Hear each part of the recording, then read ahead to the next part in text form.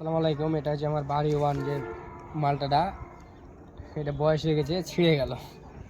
এটা আমি কাটার জন্য এসেছিলাম, বাট ছিঁড়ে গেছে। এটা এখন আমি দেখাবো কেটে,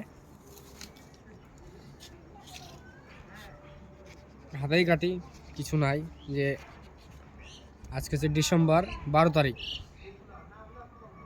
ডিসেম্বরের 12 তারিখ কি 13 তারিখ। আমি কেটে দেখাবো যে ডিসেম্বরের 13 তারিখ পর্যন্ত রেখেছি এটাকে, কি পর্যায়ে আছে, কি পরিমাণ রস আছে। যে রস টুপে টুপে পড়ছে, বুঝতে পারছেন, অনেকটাই রস, ছোট্ট একটা ফালি।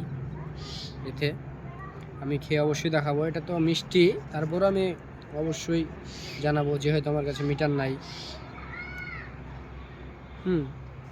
এটা অনেকটাই মিষ্টি, এটা খাওয়ার মতো একবারে।